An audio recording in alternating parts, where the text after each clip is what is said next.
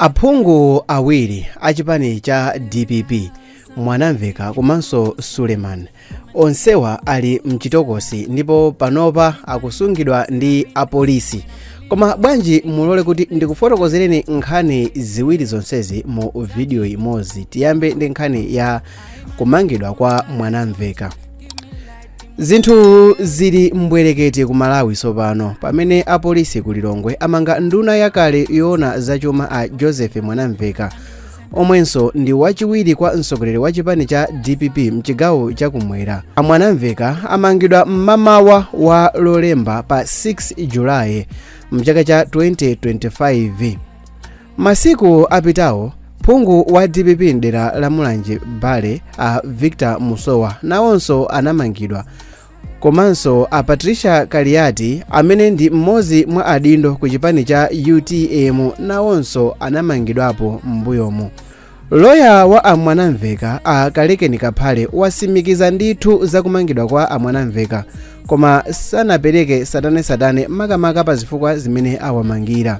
Koma malipoti akusonyeza kuti a Joseph Mwanamveka amangidwa powaganizira kuti anatenga nawo mbali pa zachinyengo ku kampani ya Salima Sugar.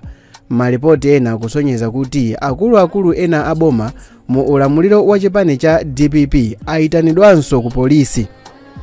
Ziliko ndithu mu 2025 ndipo izi tiziona pamene ulendo opita ku 16 Septemba mchaka chino cha 2025 uli nkati.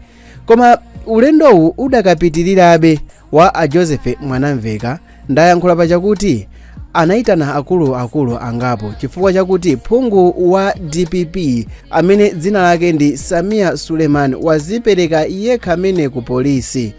Apapatu zinthu zili movuta kwambiri chifukwa chakuti kupuma kulibe mchaka chino cha 2025.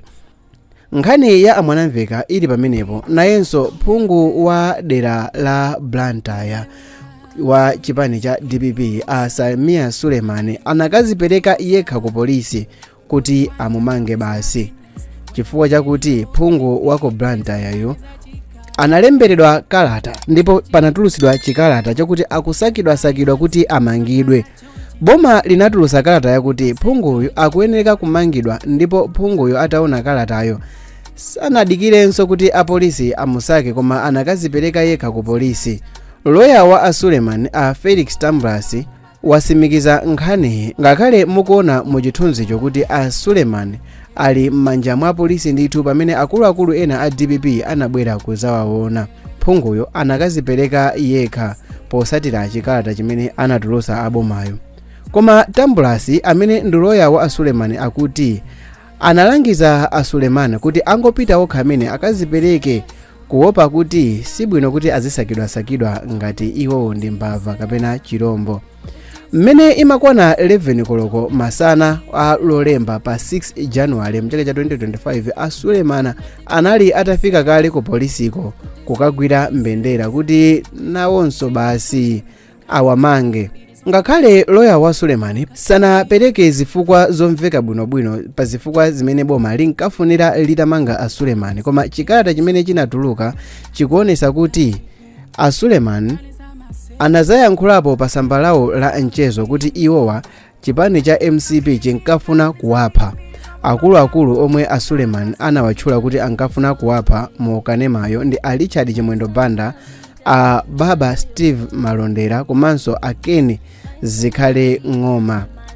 Kulibe kupuma ku Malawi, koma nkhani ndi yakuti kumangidwa kwa akuluakulu a DPP wa kuthandaza chani, kukhala zosatira zotani, kubweresa zinthu zotani. Nkhani ndikhala ndikuyisatira bwino mwachidwi ndipo ndikhala ndikukupasirani monga mmene ndimakupasirani ma videos nthawi zonse, mosakondera mosakwera chipani china chilichonse, mosangalala mukupasirani nkhani mmene ikufunikira kuti inuyo muyimvesese.